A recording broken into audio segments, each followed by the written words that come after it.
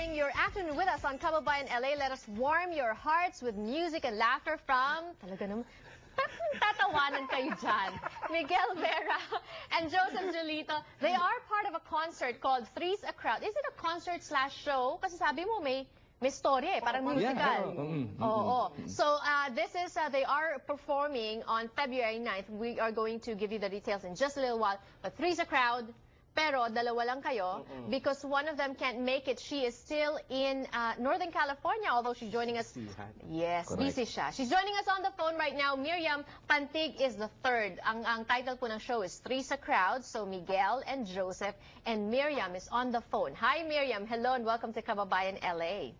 Hi, Janelle. Thank you for having me. Miriam, you know, sikat na sikat yung pangalan mo. I remember when I was in the Philippines, a very recognizable name. You do a lot of lounge acts in the Philippines. You did a lot of those.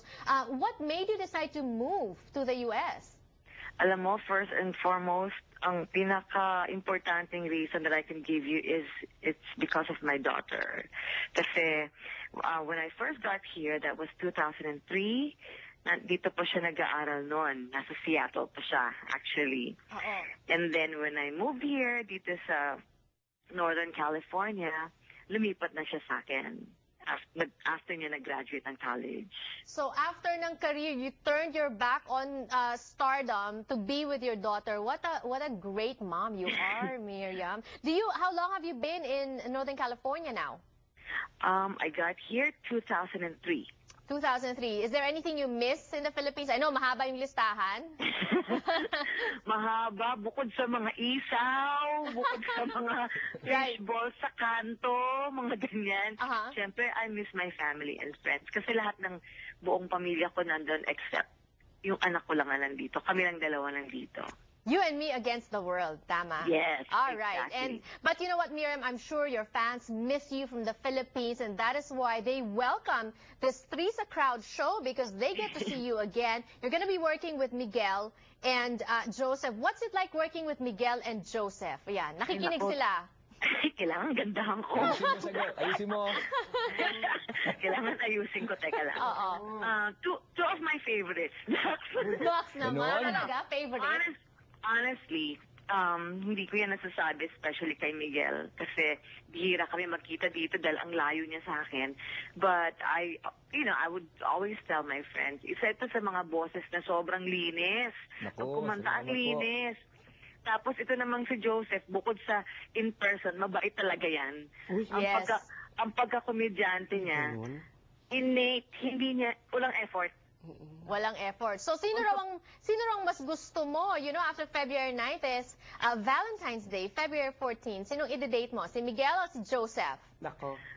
Doon na ako sa totoo. Sino ako?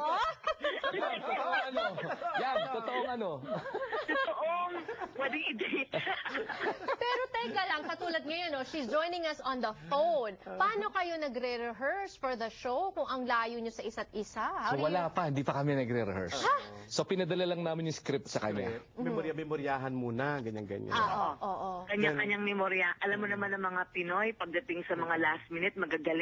Pag yung nag-work under pressure, mga 1 week before, ayan, dyan pala nag-uumpisang maging seryoso. Pero honestly, si Paige Montecarlo, who is directing the show, nagkaroon na kami ng konting throwing of lines dito sa bahay para ma-brief niya na ako sa mga outfits, sa mga arte, sa mga kung ano-ano man ang kailangan kong gawin sa show. Para pagdating namin, magkita-kita na kami dyan sa LA, madali na lang. Let's talk about that, yung remember mga Pinoys, because you're in Northern California. How are Filipinos in Northern California? Pareho ba ng mga Pinoy sa LA, mga Pinoy sa Pilipinas? Siguro ang masasabi ko, compared sa mga Pinoy sa Pilipinas, kasi nga dito, hindi tayo masyadong busog sa klase ng entertainment na nakikita natin from the Philippines kasi nandun, napaka-reachable lahat ng mga kind ng entertainment. Doon dito, idadayo pa from the Philippines, so mas sabik.